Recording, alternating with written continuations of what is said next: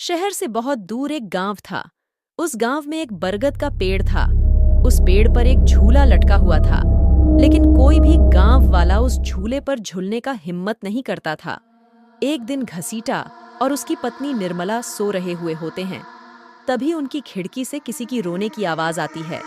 इस वजह से घसीटा की नींद खुल जाती है। अरे ये कौन है?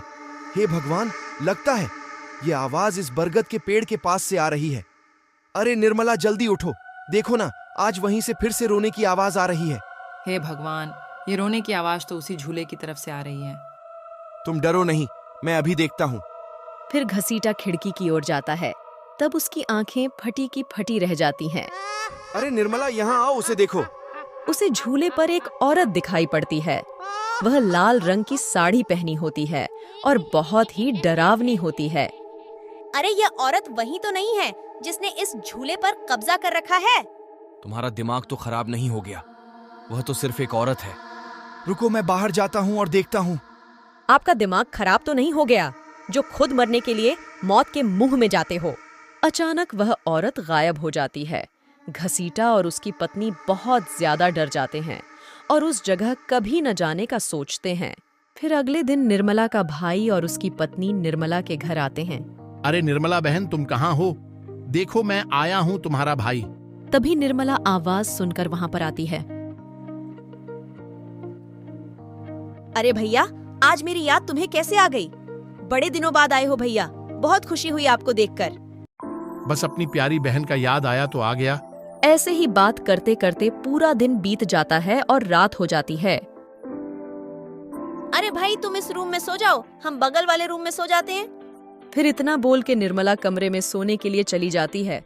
फिर कुछ देर बाद नीलू की नजर कैमरे की खिड़की से उस झूले के ऊपर पड़ती है। अजी सुनिए ना, मुझे झूला झूलने का बहुत मन है। वहाँ देखिए ना, सामने में झूला है।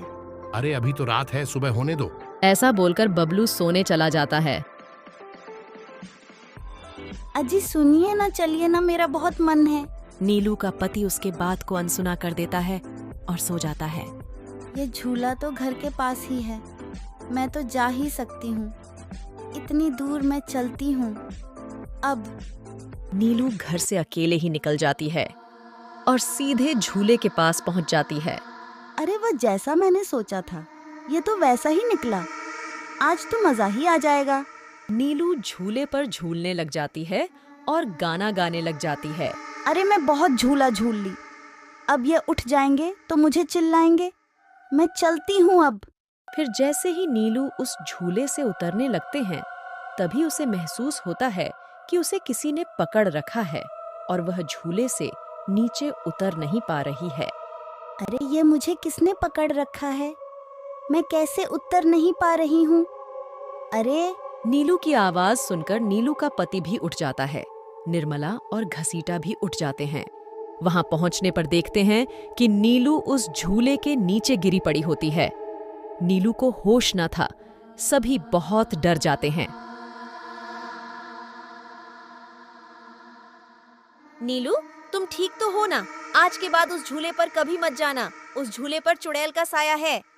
ठीक है दीदी, मैं वहाँ कभी नहीं जाऊंगी अब। रात के वक्त सब सो रहे होते हैं। तभी नीलू की नींद खुल जाती है और वह फिर से उसे भूतिया झूले के पास चली जाती है और झूलने लग जाती है। घसीटा और उसकी बीवी को फिर से वह आवाज सुनाई पड़ती है। घसीटा और उसकी बीवी बबलू के पास जाती है। फिर तीनों मिलकर उस भूतिया पेड़ के पास जाते हैं। तीनों झूले के पास पहुंचते हैं और देखते हैं कि नीलू उसी झूले में झूल रही होती है। नीलू को कुछ होश ना था। नीलू पूरी तरह बदल गई थी। बबलू अपने बीवी को आवाज देता है, पर नीलू को कुछ भी सुनाई ना पड़ता है, बस हंसते रहती है। बबलू गांव में पहुंचकर गांव वालों को पूरी बात बताता है। उसे भूतिया झूले के बारे में और अपनी पत्नी को ठीक करने के लिए गांव वालों को मदद के लिए बोलता है। गांव वाले उसे भूतिया झूला पर आग लगा देते हैं। कुछ समय बाद चुड़ैल भी जलने लग जाती है। इस तरह गांव वाले उसे भूतिया झूले से मुक्ति पा जाते हैं। फिर बबलू और नीलू दोनों अच्छे से रहने लग जाते हैं।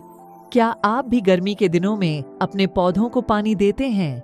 अगर पानी देते हैं तो हमारे चैनल को लाइक एंड सब्सक्राइब जरूर कीजिए।